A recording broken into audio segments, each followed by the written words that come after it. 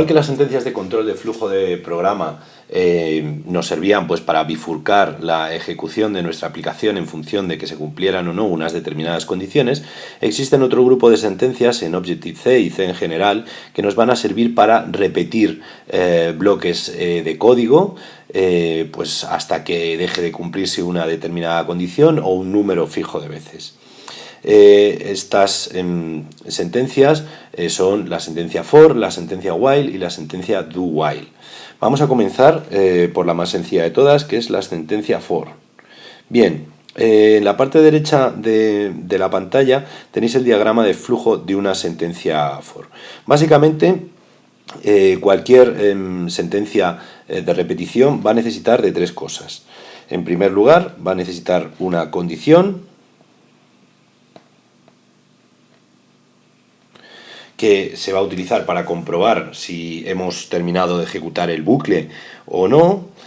Va a necesitar de un bloque de código que repetir.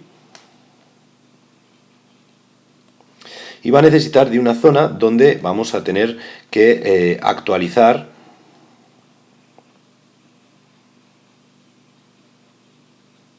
las variables de control que vamos a utilizar dentro de nuestra condición. Es decir, súper importante, tenemos que tener una o más de una variables que son las que vamos a utilizar para controlar nuestro bucle, tenemos que definir una condición y tenemos que actualizar esas variables de control. Bien, pues fijaos, como decía, en la parte derecha de la pantalla podéis ver el diagrama de flujo de la sentencia for. Fijaos cómo la sentencia for lo primero que hace es declarar e inicializar las variables de control necesarias. A continuación, y antes de entrar en el bucle, se evalúa la condición. En caso de que la condición sea cierta, se procede a ejecutar el bloque de código correspondiente. Y al final del bucle, pues tenemos una zona donde se lleva a cabo la actualización de las variables de control. ¿Por qué hay que actualizarlas? Pues porque como nuestra condición depende de esas variables de control, si no actualizáramos estas variables, pues la condición continuaría evaluándose al mismo valor verdadero y nunca sería posible salir del bucle, ¿vale? Es decir, lo que va a hacer o lo que va a romper el bucle precisamente va a ser que nuestras variables de control alcancen un valor concreto. Una vez actualizado, volvemos a la parte de la condición que se vuelve a evaluar con los nuevos valores de las variables de control y en caso de que la condición sea cierta se vuelve a ejecutar y en el caso en el que sea falsa pues ya procederíamos a salir del bucle. Bien, esto es en esencia cómo funciona una sentencia for. ¿Cómo lo implementamos en Objective-C? Pues de una manera muy sencilla, ¿vale? Lo bueno de la sentencia for es que ni la inicialización ni la actualización de variables hay que hacerla de manera explícita antes de entrar en el bucle, en el caso de la inicialización, o al finalizar es decir, en las últimas líneas de código de nuestro bucle. Estas operaciones se llevan a cabo cuando se define el bucle. Fijaos que para definir un for lo que hacemos es utilizar la palabra reservada for y luego entre paréntesis vamos escribiendo la inicialización del bucle, es decir, vamos diciendo cuáles son los valores iniciales de nuestras variables de control. Esto se ejecutará una sola vez cuando lleguemos al bucle for por primera vez. A continuación expresamos nuestra condición, que puede ser todo lo complicada que queramos, ¿vale? Y finalmente escribimos cómo se van a incrementar esas variables de control que hemos inicializado, ¿vale?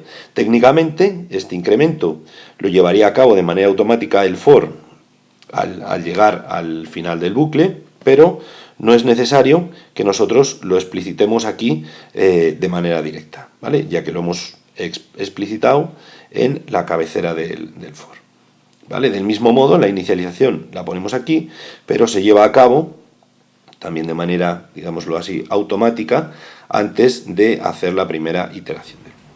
Muy bien, pues vamos a ver un ejemplo de cómo hacer uso de la sentencia for. Para ello lo que vamos a hacer va a ser crear una sencilla aplicación de línea de comandos.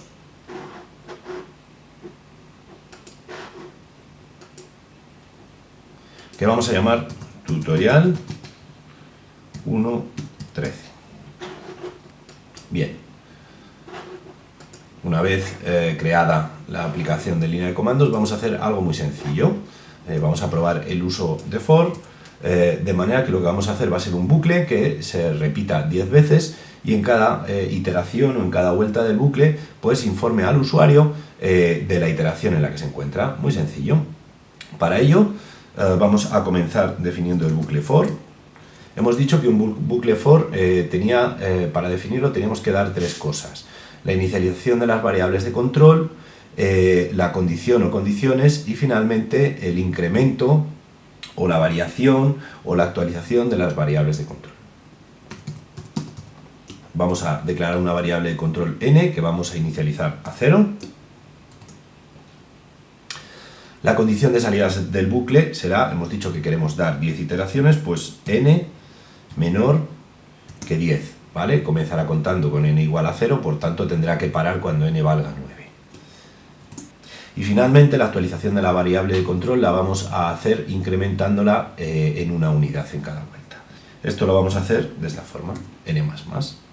Bien, a continuación abrimos llaves y escribimos el bloque de código correspondiente. Bueno, decir que aquí ocurre lo mismo que pasaba con los if. Si solamente vamos a escribir una sola línea de código, dentro del bucle no sería necesario hacer uso de las llaves. NSLog y vamos a dar el siguiente mensaje. Estamos en la iteración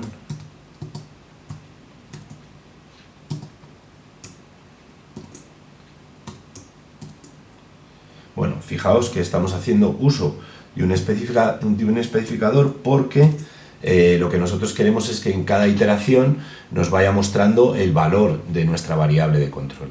Esta variable de control es entera y por lo tanto necesitamos hacer uso de un especificador de tipo entero, ¿vale? Una vez hemos definido la cadena de caracteres que vamos a mostrar en cada iteración, pues incluimos la variable de la cual queremos sacar la información. Perfecto, pues vamos a ejecutar nuestra aplicación y vamos a ver si funciona.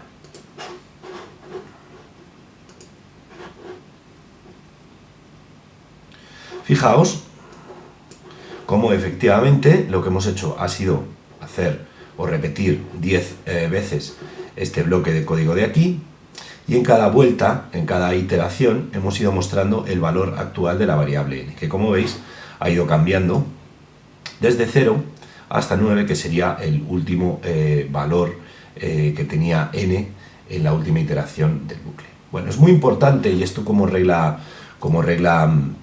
general cuando utilicéis bucles for, como hemos dicho, realmente la inicialización y la actualización de nuestras variables de control, realmente el for las coloca estratégicamente sin que nosotros lo veamos. Realmente el n++ lo está haciendo justo aquí debajo, ¿vale? Pues como decía, como regla general, os recomiendo que no variéis o no actualicéis vosotros a mano vuestra variable de control dentro de un bucle for, porque se pueden producir efectos muy raros. En este caso, el bucle estaría, por un lado, actualizando la variable de control, añadiéndole o incrementándola en una unidad al terminar el bucle, pero además, si nosotros incluimos esta línea de código, estaríamos a su vez incrementando en otra unidad nuestra variable de control. Y por tanto, pues perderíamos un poco el control del bucle y podríamos cometer errores. De hecho, si nosotros ejecutamos esto, podéis ver cómo ahora el resultado es completamente distinto, no es lo que queríamos. Estamos haciendo solamente 5 iteraciones. ¿Por qué? Porque estamos incrementando 2 veces dentro del bucle. Por tanto, mucho cuidado, ¿vale? Porque si queréis interactuar con variables de control de manera directa, pues para eso está el bucle while y el bucle do while, que veremos justo a continuación. Muy bien, pues hasta aquí este vídeo.